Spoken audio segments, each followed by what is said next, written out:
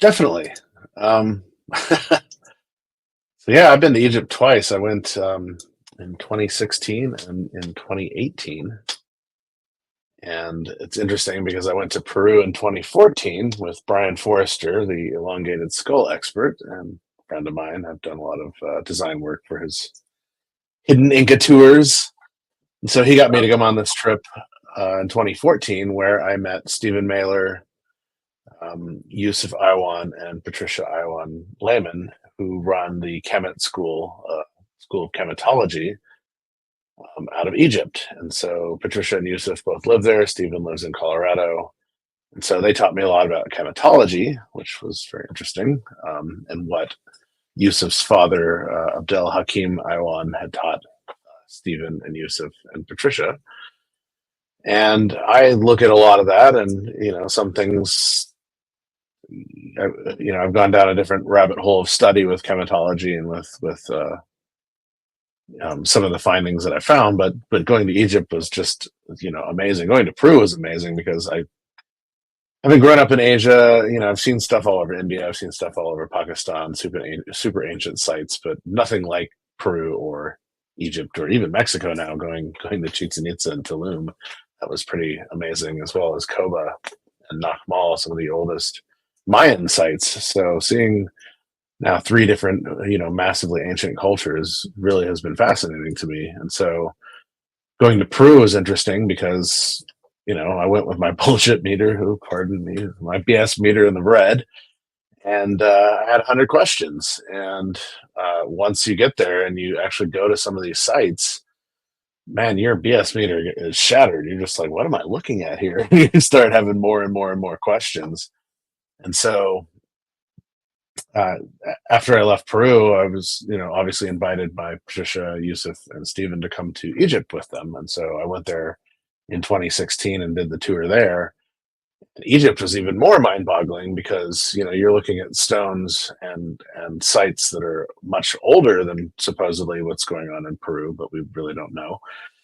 And just so many different elements to different time periods within this ancient Cometian, ancient Egyptian culture. And so here we have the bent pyramid of Sneferu. Hey, that's in China anyway. So Sneferu wasn't a king, so to speak. Sneferu is actually a title. It means double harmony. And so we're told that the bent pyramid was a mistake, and they corrected it halfway up it and changed the angle so that it wouldn't steeple over. But in fact, once they started opening it up to tourists, they realized that there are two chambers inside of it that resonate at two completely different harmonics. And Wow. so Sneferu means dual harmony or double harmony. And so he built, the title of Sneferu is associated with this pyramid, the bent pyramid of Egypt, the red pyramid as well. These are all in Dashur, and then there's the it's like the black brick pyramid. So he built three pyramids for himself to be buried in, even though nobody's ever been found buried in any of the pyramids. The red pyramid's really story ever. Yeah, seriously. The red pyramid's really interesting because you climb like a third of the way up it, and then you go down this amazing shaft all the way to the bottom section. And there's a corbelled room similar to the Grand Gallery in the Great Pyramid. And so, yeah, that's the other Dashur pyramid, but it's falling apart. But that's what's associated with Sneferu. And then this is, so this is the step pyramid of Djoser, which we're told is the oldest pyramid, but in actuality, it's probably the newest pyramid. And sitting in front of it is the hospital. And so this was a hospital that was used for sound healing. This would have been Per-Wer, which was the House of the Wise, which is a hospital or university or library. And you can see the pillars there. Those are part of the hospital structure. There's all these alcoves and whatnot. What's interesting about this pyramid is you find around its base shattered pieces of rock and debris. Hang on a second. I actually have a couple of pieces. Ooh, right? Hans has been there. Hans has the evidence. So yeah, these, I don't know if you can see these, but so this is a piece of a bowl. Oh yeah, epic. We're told that they didn't have the use of the lathe, but this is pretty clear that it has been lathed. It has a corner radius. This bowl would have been probably about a foot wide. But this whole area around the step pyramid has all these pieces, and this has different matrices of crystal and solid rock within it. And so whatever's cutting this had to have the ability to plow through both materials without shattering. Yeah, So and you've shown close-ups on that piece before that clearly have like the cut marks in them as well, right? Like that's they this do one. This one has like you can kind of see it here, but machining tool. yeah, it's like part of the lathe. Yeah. And on the backside the same. And so this would have been more of an urn, basically. But you walk around this temple and you just pick these things up. They're all over the ground. And this was the top of a vase. But yeah, my favorite piece was the first one that I found there in 2016. The other ones I got when I was there in 2018. But I love this piece. It's just like there's so much going on here, and you just got to really question it. But the question is why around the base of this pyramid is all this rubble, all this broken debris? Is asking to show it closer, and maybe if you can get the lighting to illustrate get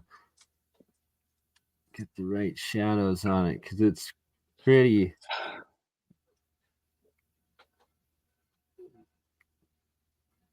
A little closer, a little higher up. I'm like trying to there we go. Navigate. Yeah, there you go. There you can see it right there. So this one has like this corner radius here, and so it would have been a bowl that's probably about foot wide. Yeah, or a plate. Sorry, not a bowl. This would have been a plate. So yeah. Anyway, yeah, like a large serving plate for sure. But you can see the radius, and then it's like translucent because of the crystal material. And then this one, I don't know if you can kind of see it in there the you shadow. go. You can see the lathing on it right there. Yeah. Yeah, right there. It's very clear that this was done on a lathe. Of course, we're told they didn't have lathes. And then what are they using to cut this? Because this may be 5 or 6 on the Mohs scale, but you've got to have something a little bit harder than it to cut. And we're told that this is all done with copper saws, copper chisels, and sand and diorite bashing stones. I don't think so. Right? Like impossible. Copper is not going to do anything. You can cut, granite with a copper saw. It's going to take you forever to do it, and sand, but you're not going to get the precision that you see on some of these ancient statues, obelisks, the whole 9 yards. It's very difficult to do that with the human hand. You can't have like 1/100th of an inch tolerance across the entire surface. So yeah, that's the red pyramid in the background up there. Yeah. And that the name was like 2 harmonies, and it literally has Snaparoo, double harmony. Yeah. Double harmony. It has 2 different acoustic chambers built in. Like, that's such advanced engineering. It's so wild. And then like look at the other, like, what is this mode, or like maybe some part of structure all around it. Like it's just wild. Another little pyramid there, and then the red, like, at some point a lot of these sites were surrounded by water. It's interesting. For sure. Like these are all canals and stuff. Yeah, exactly. The bent pyramid is interesting because it weeps water out of the top of it, and so there's some sort of pumping structure still going on. So you'll see water weeping out of the top of it. Yeah. Really? That I need to see. I don't have them in front of me. Obviously, I wasn't sure we were going to do something about this, but yeah, I actually have photos of that when I was there. And so then, doesn't that 2018 was awesome. I don't like a lot of the new and Middle Kingdom sites. I think they're a lot older than we're being told that they are, especially when you get to Luxor. Luxor is a really interesting spot. basically the Germans discovered the site in 18 let's see, like 1820 to 1860, somewhere around there. They did the renovations on it. But in the 1400s or 1300s, the Arabs built a mosque on top of a mound. And then they started realizing that there were structures buried within the mound. And so we're always told that the Nile Valley and the Nile Delta has been occupied for the last 5,000 to 6,000 years. So if this whole area has been occupied, why aren't these ancient sites still standing and being occupied during these times? Because these sites were built to last. And so what we see with a lot of the Middle and New Kingdom sites are the Germans rebuilt all these sites. And so they're not entirely sure how all of them were, possibly put together. And Right? Exactly. the fact that they're digging them up and then saying, "Oh, this is only a 3,000-year-old site," and you're like, "How is that possible if you're Right? Like, digging look it at up out of this the has mud?" been excavated. Yeah, exactly, correct. That's how And they at were some all point, this was underwater. I mean, you can see the evidence of the water right in right. front of you. So clearly, Yeah, yeah. And so it really beggars the question. I was more interested in the old dynastic and before the Old Kingdom sites, which we don't know how old they are, because you don't find hieroglyphs in any of them, and that would be all the pyramids. Basically, there's no hieroglyphs in any of the pyramids except the Unas pyramid, and it's kind of fascinating. Our friend Julia had on our channel this guy using a flashlight on the back wall of the Unas pyramid, and it's alabaster, and so it glows orange around it. But if you move over to the side where it's limestone, the light picks up underneath all the different hieroglyphs. And to me, it's super fascinating because that reminds me of the Taj Mahal. When you go into the Taj Mahal, they used to take you down in the catacombs. They have like two catacombs. There's the old burial catacombs in the basement, which are these marble with jewel inlays, um, sarcophagus. But then they have the same idea upstairs in the main landing, which are these two jeweled sarcophagus that are jewels inlaid within marble. And so your guide will hold his flashlight up to it, and it will just glow for about a foot around the flashlight and show off some of the jewels underneath the marble. But if you go down to the actual catacombs and you hold the flashlight up to the box, it's like almost the whole side of the box glows and lights up. And so you see a lot of similarities between what you find in India and what you find in Egypt. So right? it's That they're fascinating. from the past, previous, like, worldwide mega civilizations, but that there were multiple, right? That I personally buy into the belief of the multiple suns or multiple different eras, right? That there's been several different cataclysms and resets and falls of civilization throughout time, and that there's particular specific like 3 or 4, like the pyramid builders being one, the star fort builders being another, Right, the castle builders being one more, the megalithic builders being one before even that, and then right. there being this huge, like, initial, like, terraforming, like, master builder, like, whatever Well, so god, that gods, that humans, who beggars the knows. question: what are all the world pyramids being constructed? Where they're constructed are often on major ley lines. They're all constructed on these grid lines that basically go around the entire world. And so the question is, were they used for terraforming, in the ancient past? Some sort of, power structure that kind of unifies all of us, maybe creating our Schumann resonance. Um, Right? And good question. Yeah. yo, we got Pyramid 7 and we got Exotic Propulsion. What up, brother? I sent you the link if you feel like hopping on and talking some ancient science. Or if you're up for demonstrating what you got on, we're open for everything. It's full moon alchemy. It is. So yeah, going back to Egypt. So I like a lot of the older sites like the Serapeum where there isn't any hieroglyphic action there either, except on one box, and it's so obvious that it was chicken scratched into it at a much later date. But it beggars the question, what were these older sites used for? You have the Osirian, you have Osiris Shaft, the Valley Temple, and the Sphinx Temple. None of these have hieroglyphic writing, and they're using these 100-ton megalithic stones of limestone and pink granite, and so it really beggars the question, what So was going this on during is this in Egypt, pyramids? and they claim Interesting. it is not a pyramid.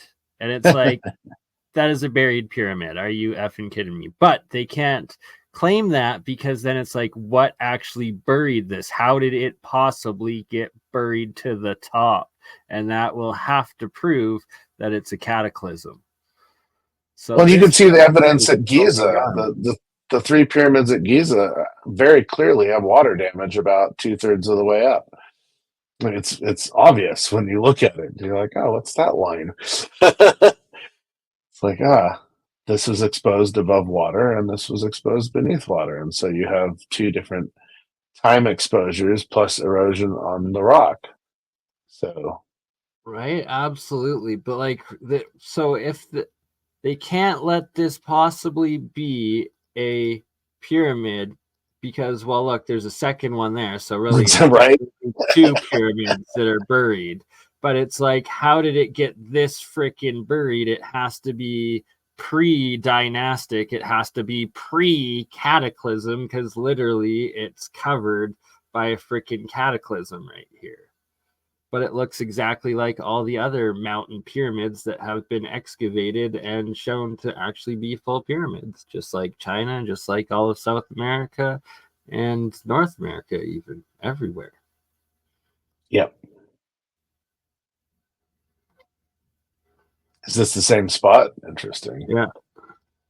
And it looks very, very similar to the ones that are in the Grand Canyon. Hmm.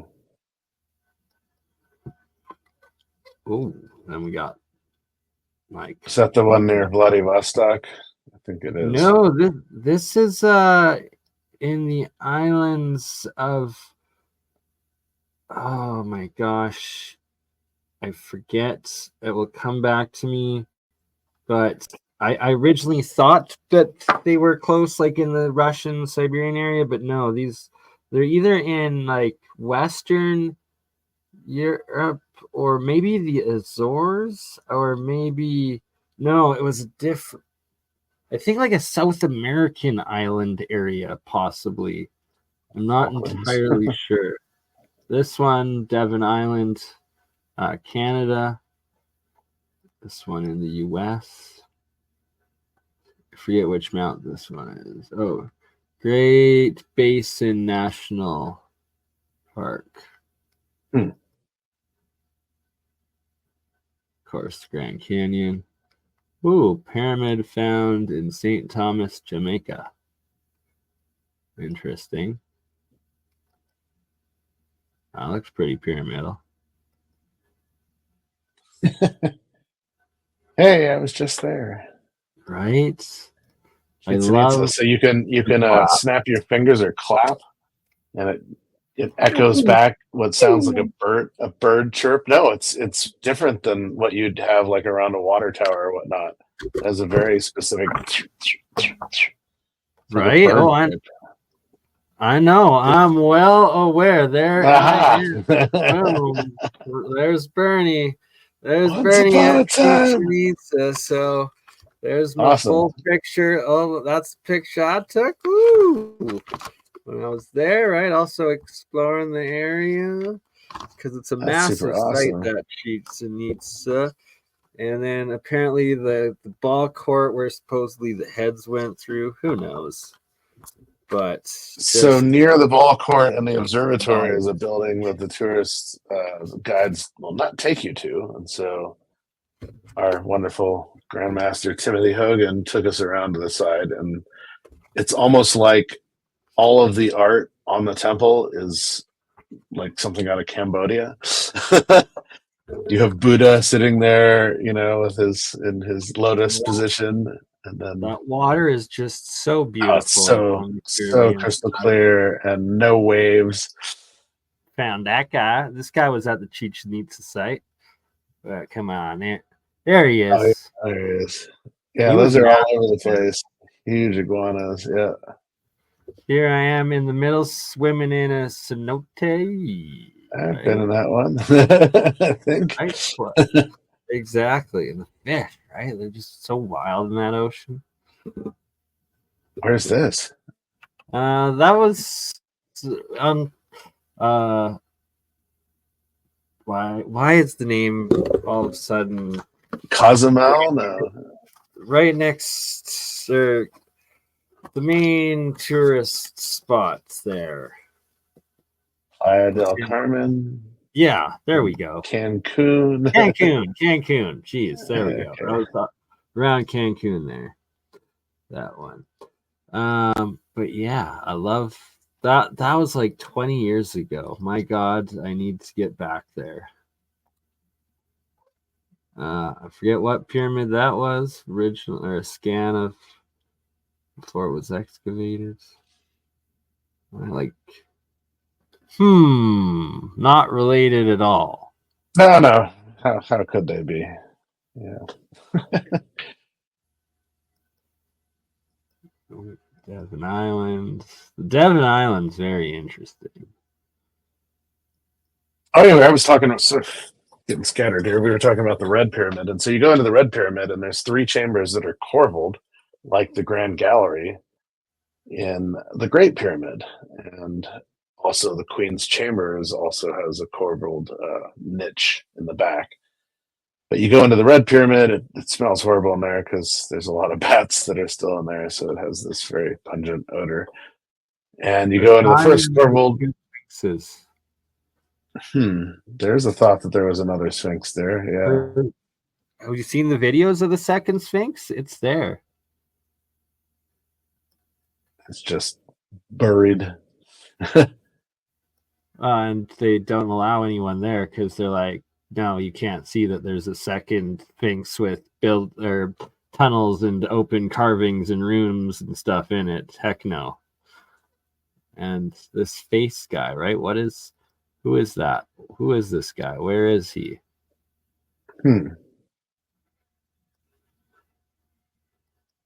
Oops. Interesting. Right? Yeah. So 3 rooms with corbelled ceilings.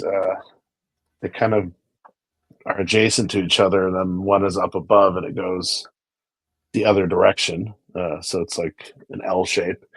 And the thought is that there might be 2 other chambers on the other side. And the Supreme High Counselor, Zahir Ross, and his team dynamited out the floor in the 3rd corbelled chamber and took out one of the plugs in the wall and then resealed it with cement. So we don't know. But based on how it looks like it's set up, you'd think it would wrap around back to the other side. But the Great Pyramid obviously is the most amazing thing ever to go into, and you go there just on your own. You pay about $200. You get about 15 or 20 minutes, and they only let you go up into the King's Chamber. But if you're there on a tour, you get 2.5 to 3 hours, and they open up all 3 chambers. So you have the King's Chamber, the Queen's Chamber, and then the descending passage to what I call the basement, but it's the area down underneath the Great Pyramid, where there is a well shaft and what they call the dead end shaft. And it's very obvious that water was bubbling up through this area under the descending passage, because you can just see, the inside of this room has just been destroyed by water and circular water moving through it. And then I feel that is there a video of any of your trips there by chance that we can do? I do actually, or if you even better if you can bring it up now. But yeah, for sure. Let me go into the Great Pyramid here and pull this up. Giza. Dun, dun, dun, dun. Share percent.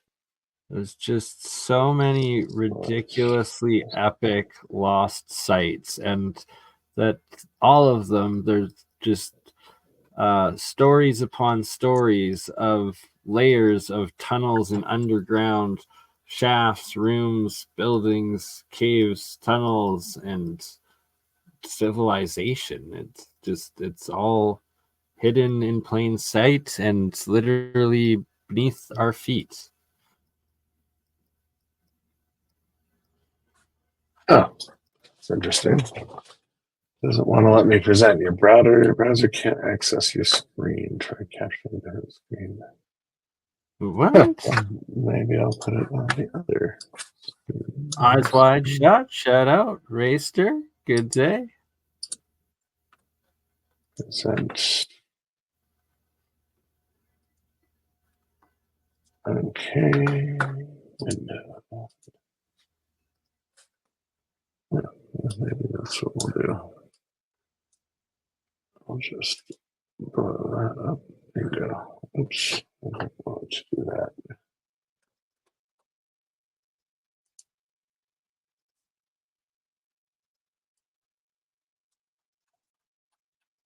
Okay. I think we can do that. We got her. Aha! Bingo. I'd go into full presentation mode, but then I don't know if I'd be able to see good. what's going on. Let's see if that works. For impromptu, it's pretty epic, and looking forward to see what you got, good sir. Hans's trip. So yeah, so a lot of interesting evidence of ancient machine cuts all over the Giza Plateau. This picture on the left is from the Valley Temple, and it shows that they basically used one block to wrap around corners, which is fascinating because you see this also in Peru a lot. The centerpiece looks like Wolverine came through and took a slash out of a giant rock. What's interesting about this is the saw marks are plowing in at a plow rate that's pretty fast, and it's vitrifying the material that it's plowing into. So it's turning it into like a smooth glassed surface. And you can see that it goes in at an angle. And so we're told Literally that vitrifying it. yeah, we're told that this was done with copper saws and sand, which I don't think so. Especially when you look at the one on the right, that basically is showing. Why don't I get rid of this? More room. Hey, what do you got? There we go. Okay. It's showing a section of this rock that's been cut into where the back surface has been removed as well. And so, how is this being done with a copper saw? It isn't. And you can see that it's vitrifying the surface there as well. So, like that's high energy, high heat, high pressure reaction to have something vitrify. That's wild. you see this also in Peru, especially in Cusco. At the Coricancha, some of the wall pieces have been vitrified, and you wonder what is making this happen. Also around the Giza Plateau are these pits. They call them testing pits. Some of them go down, 300 meters. It's almost 1,000 feet and end in water. But obviously, the sand and trash of all the tourists end up in the bottom of these pits. And many of them have tunnel systems that go off from them. There's about 10 layers deep of tunnel systems underneath Giza that are the size of the inside of semi-truck containers. And they go 50 kilometers into the western desert, which used to be the Ur Nile. And so during the cataclysm, when the meteorite or comet broke up over North America and parts of it splashed down the Mediterranean all the way into Persia, it would have pushed this massive amount of water up and over into the jungles of North Africa, which now are desert. And the Ur Nile was on the western side of the Giza Plateau and was this huge, water reservoir that had burst up and over from the Mediterranean, and then eventually sunk down into a reservoir underneath the ground, which several years ago, Libya was basically tapping into and wanted to give this water for free. to the rest of the countries that bordered it. So it was like Sudan, Egypt, and Libya. But yeah, that water aquifer would have been part of originally the Ur Nile. And so it's interesting that we have these 10 layers deep tunnel systems that we're bringing water to and taking water from the sites. And so why would they be needing that? This one is interesting. It literally is in front of the Great Pyramid, as you can see on the image on the right.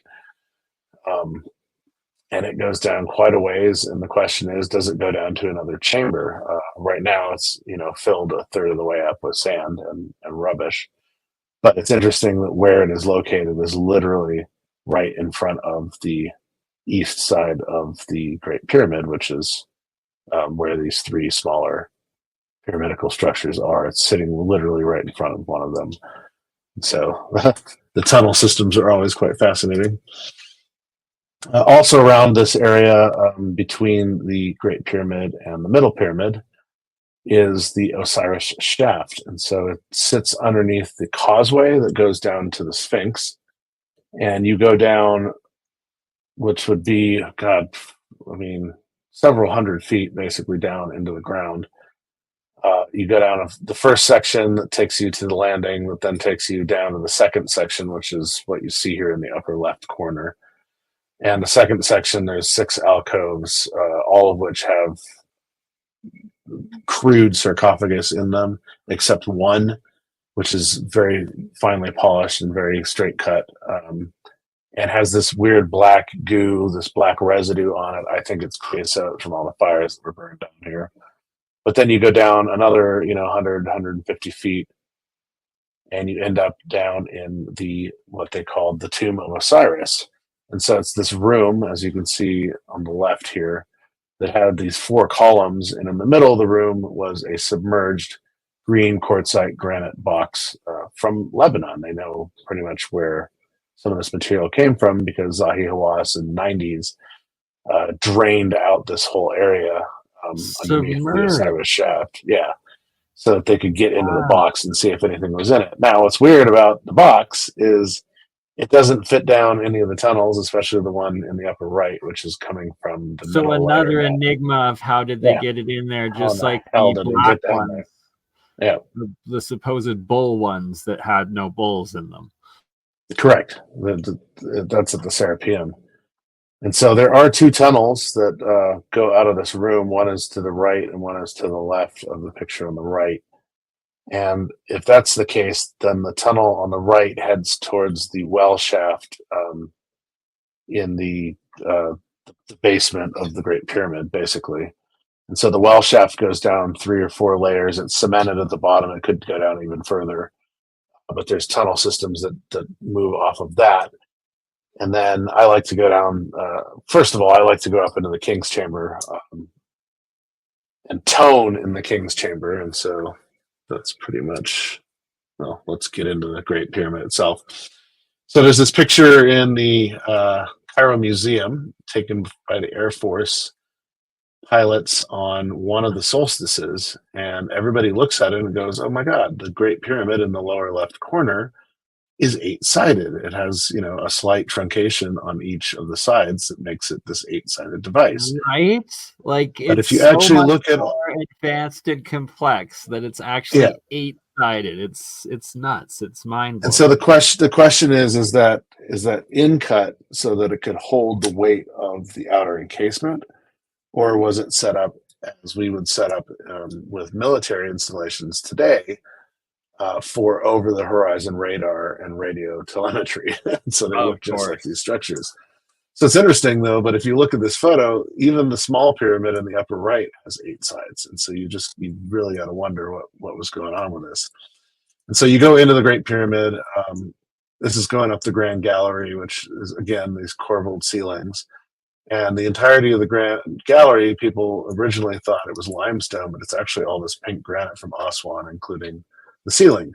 And so they were moving these 100-ton blocks of pink granite from Aswan all the way up and up into the Great Pyramid, because where this sits is about halfway up there. And then there's the tunnel to the Queen's Chamber. As I was saying, this is what basically the pyramid of North Dakota looks like, but it was used for over-the-horizon radio and radar tracking during World War II. And so, interesting, it's kind of set up very similar to our pyramids in Egypt. You go up into the king's chamber. We're told that we're not allowed to tone. Everybody tones. We're told that we're not allowed to meditate. Everybody meditates. We're not allowed to have any religious, practice or anything along these lines. Interestingly, we had a wedding in my first trip that took place in the king's chamber. Everybody was toning. Everybody was meditating. And this poor guy on the lower left, he was about 6'4", and he was ducking down through the tunnel. And as you're going into the king's chamber, there's like an alcove about halfway down the tunnel that bobs up, and this is how you get up into the relieving chambers above the king's chamber. And then it goes down into another chamber or tunnel that goes into the king's chamber. And so this guy's tall, and he's rubbing his head along the top of the tunnel going in there, and he's moving kind of quick, and he bobs up into the alcove in the middle, and he bangs the front of his head on the other side of the tunnel. And so he split his head open, and he's got blood all over the ground in front of him. So we even had a blood sacrifice. But you get into the room, and the room tones at about, I think it's E. But then you get into the box, and the box tones at F. And Wow. So you're kind of creating this dual harmonic bubble around you, and you really feel like you're having an out-of-body experience when you're toning in the box. I believe it, and I believe you are experiencing exactly that, and that they were designed potentially as one other reason for exactly this purpose, and that's exactly why that they forbid you from doing toning and meditating there. Like, why? What in the world? Like, why would they have those rules in the first place? Like, what's so offensive and wrong or harmful from doing either of those things? Well, because you're not supposed to express God, and yeah. Anyway, won't get into religion. So then they open up the Queen's Chamber, and the Queen's Chamber is interesting. It has this alcove, this niche in the back of it that obviously Zahi and his team have dug a tunnel that goes back behind it. We don't know where this tunnel goes, but there's obviously a ventilation system going back there. And we just happened to be there. I think this is from 2016 when they were doing the muon detection. And so they had the muon devices set up in the room. That's what these silver things are on the right. But they're behind this cage that's in the back of the alcove. And so I snuck back there and put my camera up and over the top of the cage. And, with my flash, try to see how far back it goes, another 20 or 30 feet back, and then loops off to the left. And so the question is, what did they find back there? On the floor of the Queen's Chamber, there's been a block removed as well. It's got a cement plug over it because they found a chamber underneath the Queen's Chamber that's about the size of the Queen's Chamber, but not as tall. So there's the question is, what is that? Above the Grand Gallery, through the muon detection, they found another possible chamber up there. So there's a lot of new discoveries, I think, that will be coming out of the pyramids, hopefully within the next few years, or my lifetime for that matter. So then you go down the descending passageway to the subterranean area. And so here's the well shaft in the middle. It's kind of hard to see, but it goes down to a cement plug. And there's 2 layers of tunnels that go pretty much from this viewpoint down or toward me with the camera. And then I like to go, after I tone in the box, I'll go straight to the subterranean area before anybody else. And I will climb to the end of the dead end shaft, which is about 30 meters down to the end of it. And it's solid bedrock, and it's a little over a meter by a meter squared, basically, the whole tunnel. So you're really cramped in there. Not for the faint of heart who are claustrophobic, for sure. And you're ripping your knees to shreds on the bedrock. And so I would go down to the end of this. As you can see, there's a cement plug at the end of it. And in the middle of it is a drill hole that goes through. On the ceiling of this is all this monatomic salt. And so it's really fascinating that there's this alchemical process happening at the end of this shaft. And I'll go down there, I'll turn off my torch, you know, and I'll just sit there and tone and then stop toning and I just meditate. And I usually have, you know, about 10 minutes before anybody comes down the descending passageway from the Queen's Chamber, all to myself. And you hear this incredible buzzing and you realize that you're not hearing anything. It's just your own body buzzing. And so you have the out of body experience in the box, and then you basically have the you know, grounding experience when you go down to the end of the dead end shaft. And so yeah, the Great Pyramid is like seriously one of my favorite experiences in Egypt outside of the Serapeum and some of the other spots. Water erosion on the Great Sphinx. This would have been, you know, a long period of time of water hitting it at a specific angle during rain. Well, there hasn't been rain on the Giza Plateau for 10,000 years. So basically the Sphinx enclosure, all the limestone that came from that is what built the Bali Temple and the Sphinx Temple in front of the Sphinx. So how old is the Sphinx anyway? It's always a good question. At the back of the Sphinx is this little caged off area, and a friend of mine decided that he was going to go down inside of it while the guards weren't looking and snap some photos of the tunnel system underneath the Sphinx. So that's what you see. Wow, that's epic. And that's exactly the sort of openly exposed tunnel system that's shown in the second Sphinx of the Giza Plateau close by. Oh, interesting. Yeah, I'm going to have to. But this is epic evidence. Those are great photos. And that's of the first Sphinx. And yeah, correct. So you go down a ladder in this little tiny hole. You can barely squeeze down it. And once you're down it, there's a tunnel that goes toward the front of the Sphinx. And then there's one that heads out basically the rump toward the Osiris shaft area. And then one that goes up inside, because that's what the scaffolding is on the right. It was to get up inside. Right? So it's like there's straight structures and tunnels, and like complex tunnel systems within it and below it. Correct. Yeah. I mean, the whole Giza Plateau is all these tunnel systems. And so who built them? When were they built? You know, why were we never told this? It's really, it's a fascinating topic. So here's the red pyramid with the bent pyramid in the background. As you can see on the left, there's a description of once you go down the descending passageway into this pyramid, there's 3 chambers, and they're all a little bit adjacent to each other, and they all have these corbelled ceilings, just like the Grand Gallery and the Queen's Chamber in the Great Pyramid. And then you have to climb all the way up in Chamber 2 to the top to get to the hallway, which is on the left, that takes you back to Chamber 3.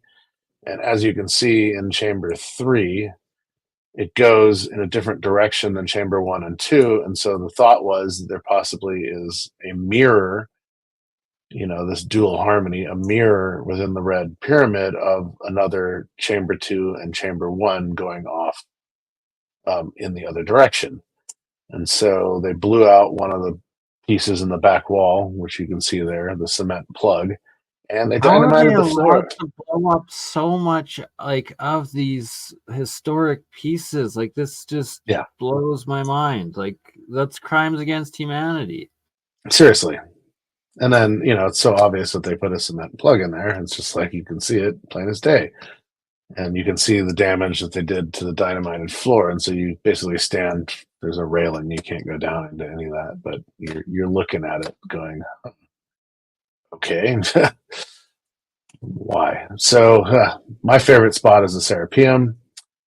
They dug out these 2 tunnel systems with 28 alcoves or more out of the bedrock. There's no sign of soot anywhere. If you know anything about mining, you would need, you know, face masks and a lot of water and, you know, pressure, basically, tools or sandblast tools to cut through bedrock like this. Or you're getting miner's lung, which is from the, you know, the limestone particulate in the air would go into your lungs and kill you, basically. And so how are they digging out, you know, 28 alcoves with north alignments in this tunnel, in these 2 tunnel systems, which is just fascinating, without the use of torches because there's no soot on the ceilings. And so this is what the Serapeum looks like. There's obviously the front entrance, but where 4 is, I've snuck behind the box in 4, and you go back to the end of the alcove there, and it turns right and it ramps up. So there could have been a secondary entrance into the site. And underneath where it says entrance on the right, they found a whole bunch of other tunnel systems that were very crudely made. And in one of the very crude boxes in there is where they found the Seraph bull, which is why they call this a burial site for bulls. But as you can see, there's these 28 alcoves. All the boxes are lowered down into the alcoves. They all weigh about 100 tons. The bottom of the box would have been cut off to be used as the lid. The polish on them is amazing. I mean, it's like a mirror finish you can look at. They're all like a black dioritic, basically diorite or perfect diorite. And the insides are incredibly, smooth as well, and pretty near perfection. The corners are all, set at 90-degree angles, and it beggars the question how these boxes were, first of all, made, and second of all, brought into the structure and lowered down about 5 feet into the ground, Yeah, I mean, into these different alcoves. There's a spot along the tunnelway where they left one of these boxes. They hadn't Oh yeah, finished transporting it, right? So we've seen that they were obviously carried through the tunnels, but looking at the precision of these boxes, inside somebody did what they're not supposed to do. They not only got inside the box, but they toned inside of it. And oh yeah, of course, resonators. I mean, they're harder than black granite. Like you just mentioned the material. I've never heard that. It's perfect diorite, yeah. Right, but so here's the box they left in the hall on the right, and so this box, is without its lid. It's where 26 is in the photo here. The lid is 27, and there's another one right by the front entrance, which is where 1 is, and they're left there. Okay, this is a 100-ton box. 100 tons is 200,000 pounds. Just wrap your mind around that number. Okay, that's heavy. If you have people with ropes, no pulleys, just ropes, you would need 1,000 to 2,000 people just to move one of these boxes. So looking at this box stuck in this hallway, where are they standing? How are they breathing and not suffocating if there's 2,000? Like, it's so impossible. It just begs the question. And so the one on the left is the one with the crude chicken scratcher on the side of it. Well, and you can just see the perfection of it. And this is the one you can climb up inside of. These boxes are amazing because they're made of incredibly hard material that is remarkably difficult to chisel away at or cut. In fact, we have one example of that, as far as I know, only one example where a more recent pharaoh had some inscriptions done to one of these boxes, and then they were done at the time with the tools that they had available. But the inscriptions and the quality thereof are incredibly poor compared to the quality of the cut on the boxes. So we know that they were done many thousands of years potentially later. And different tools, different constructors. That's actually what you're seeing on screen here right now is the graffiti. So how the box got moved, though, the great thing about them being an incredibly hard material is that they're also very resonant. So you can get them resonating with a fairly high Q factor, and you can nudge them along where they'll basically vibrate the grains underneath and scoot themselves pretty easily. So it doesn't take very many people to pull them when they're ringing. If you get them to a certain resonance, correct? Yeah. Right, but if you didn't take the approach to try and resonate the material itself, what you can do is understand the fact that the entire chamber that they're in, that whole hallway, that gallery, is a resonant chamber. And exactly, correct. It's set up like an instrument, a musical instrument. It is, and the musical instrument that the gallery itself is, and the fact that each box is itself subject to resonance, and it will reduce the frictional coefficient on its base at resonance, will create this system where both the gallery and the chambers, or these enclosures, are going to be capable of moving down that hallway because of the way the whole system was designed. It's a rather clever way of delivering them to where they need to go. Now, it's interesting you say that, because each one of the alcoves that they're in, on the side walls and the back walls, they have these. It's like a false door or whatever you would want to call it. It's like another alcove that sits back about 6 to 8 inches, but it's arced. They're arches on all Well, of them. there's another mystery though, which is, I understand how they can get these things to each one of the alcoves, and I understand how they can use the chamber and its acoustics to do that job. But what I don't know is how they lower them down. So that's all these sites were next to water, and so could they have flooded the chamber and moved them through, a sound bath basically, and then lowered them through water and drained the water out? clever. I really like that concept. Super possibly. I- But then the other question is, what were they for, and why did they just abandon the project? So here's the thing. And so we think that they were used for seeds, like for hermetically sealing, like seed vaults, basically. Somebody that can do the calculations on the density of this material would be able to figure this out. But from the looks of it, their density is too high for them to ever float, even if flooded. Sure. No. Correct. Yeah. That's where it just begs the question. Right. I mean, you could flood it and make them easier to move. That's for sure. But ultimately, I imagine they would sink underneath the water. So I suppose what they could have done is they could have flooded it just to the point where they're easy enough to push into these basins, and they could have attached ropes around the base and floated them with logs or wood, or filled them with something else. Or there are ways, right? So anything that's less buoyant is going to be capable of being moved that way. So I really like that idea because it's one that would be functional and it would work. Stephen Myers, I don't know if you've seen any of his stuff, but he has an interesting concept about how they built the Great Pyramid using, a flotation or a water system. Anyway, this comes back to, just kind of wrapping your mind around what 1,000 people looks like, and how there's no way that any of these people could fit inside of the Serapeum. And then, one of these heavy lift trucks from a mining site. No. But yeah, it doesn't work. So here's some more precision cuts. How are they making these super precise cuts, rolls, whatnot? And then I'm the light. Oh wow! So yeah, that's kind of the end of my lecture. But I've got I got a ton of other slides at the beginning of it, obviously. But yeah, that's more of the interesting stuff around the Great Pyramid, and we're told that this is how they did it. I love it. Right, that's how they did the graffiti. Yeah, right. And then you have this, the head of Ramses here, Ramses II, supposedly at Luxor. And Christopher Dunn started looking at this going, okay, this has all these radiuses in the face that you're going to do this with a CNC machine. You're not going to do this with the human hand. There's no way you could carve these things with the human hand. It's just the mere precision is, what kind of gives it away.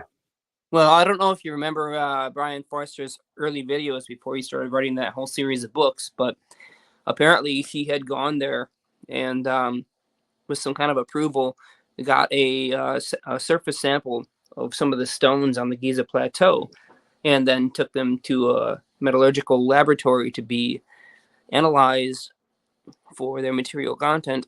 And under SCM, they had found contents of diamond, which would be conventional for diamond tip blades, a variety of other materials which are conventional for what we use now for stone saws and diamond tip stone saws. But they also found 4 other elements which, according to the metallurgist, if added, would have made the material much, much harder, meaning that it could cut more quickly and through more material before needing to be replaced or sharpened.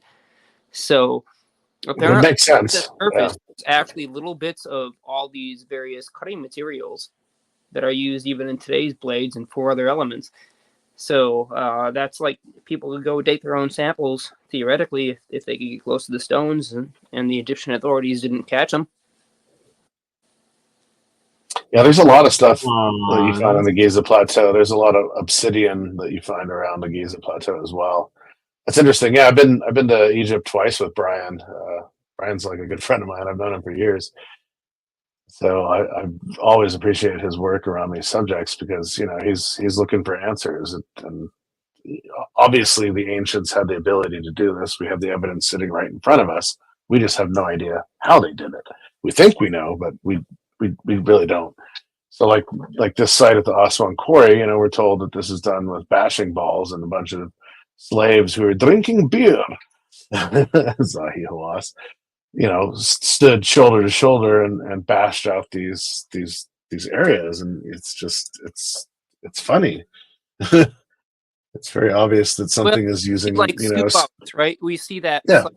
There's this giant obelisk around that same area, right? And so this obelisk gets cracked, and they stopped working on it, according to the reports.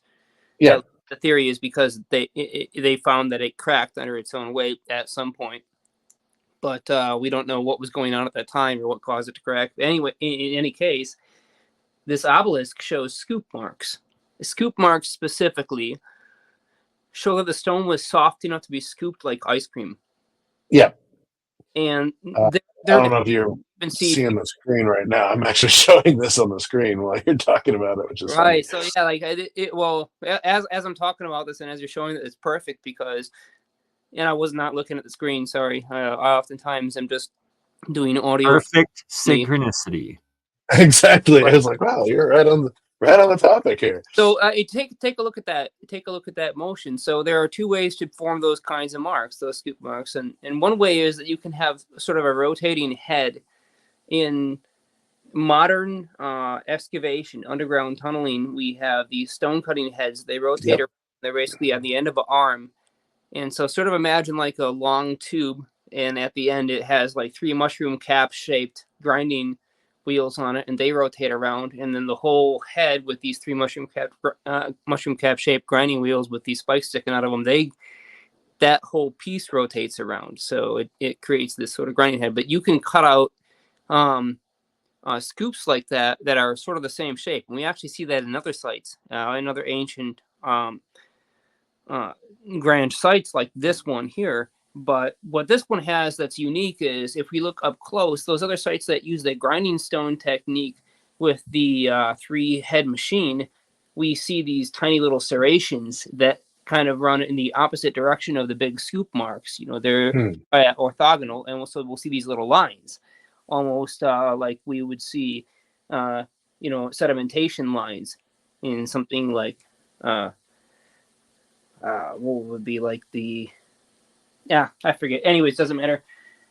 So we don't see that here. They seem to be smooth lines, almost like they had softened. Right. Now we know that you can actually add materials. You can soak stone in certain vinegars or other. They were using like hydrofluoric acid. Right, something like that. You can actually turn it off enough to scoop away, and that's one of the techniques. I played around with it a little bit. Like I've dissolved certain ores because I wanted to concentrate elements and various other things like that. But muriatic acid is just something that you can buy at the store these days. But there are other alternatives to it.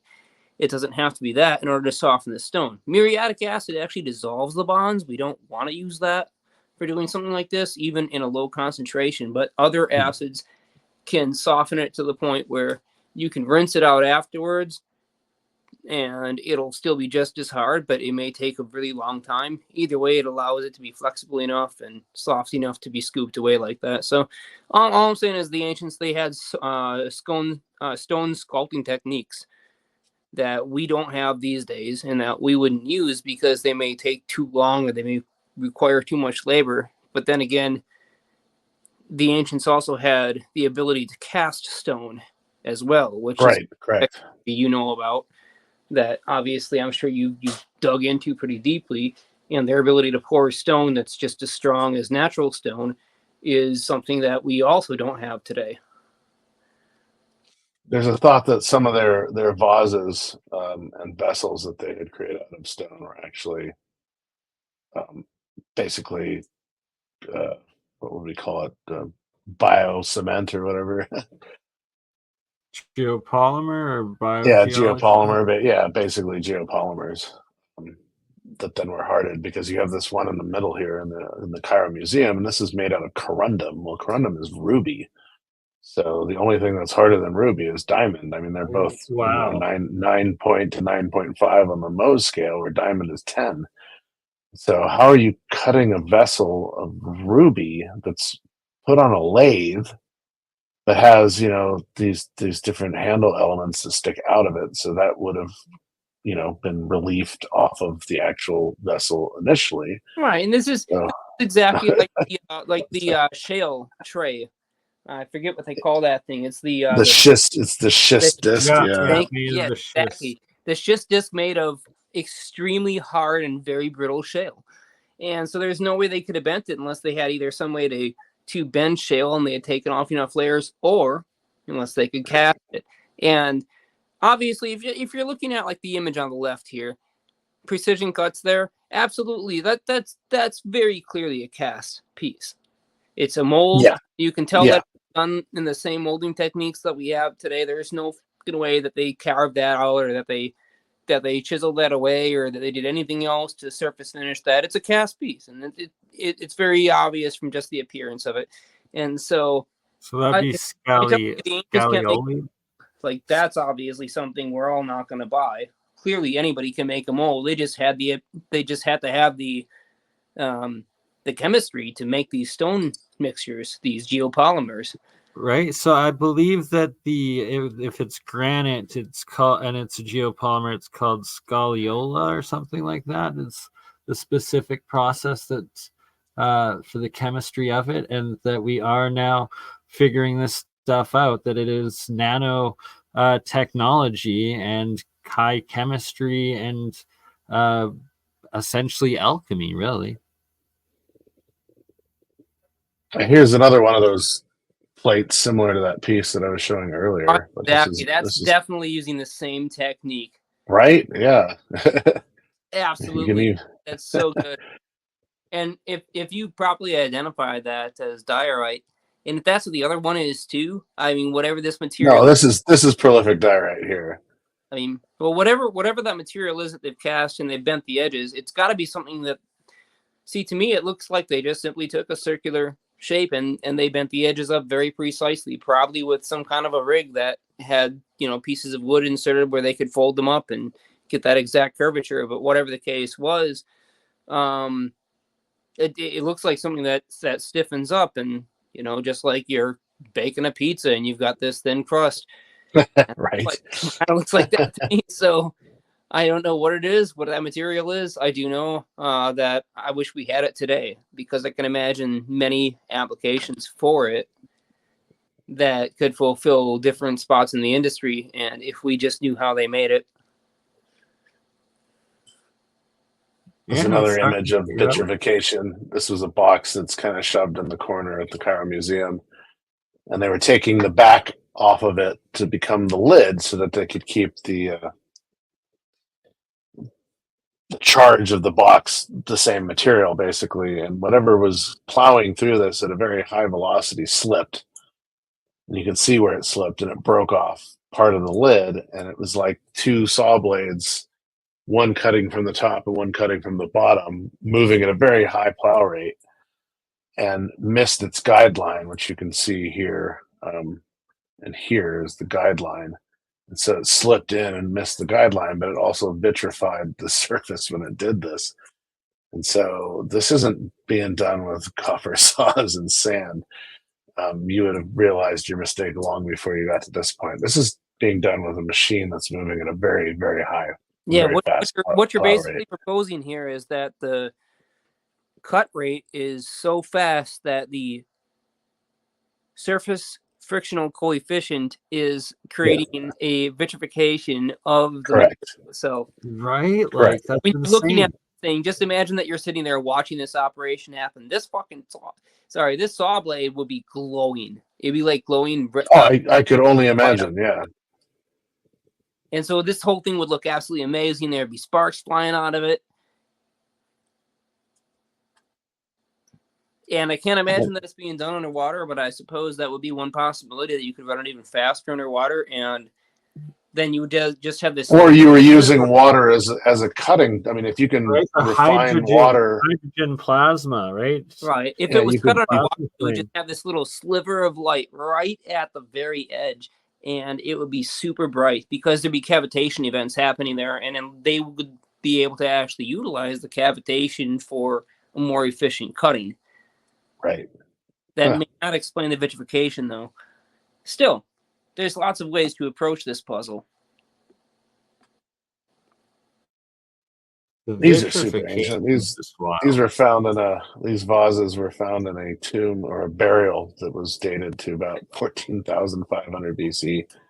So, you know, when we're supposedly playing with sticks and stones, we're making these beautiful composites. It's like, what? So, clear evidence of pre-cataclysm society and technology. Definitely.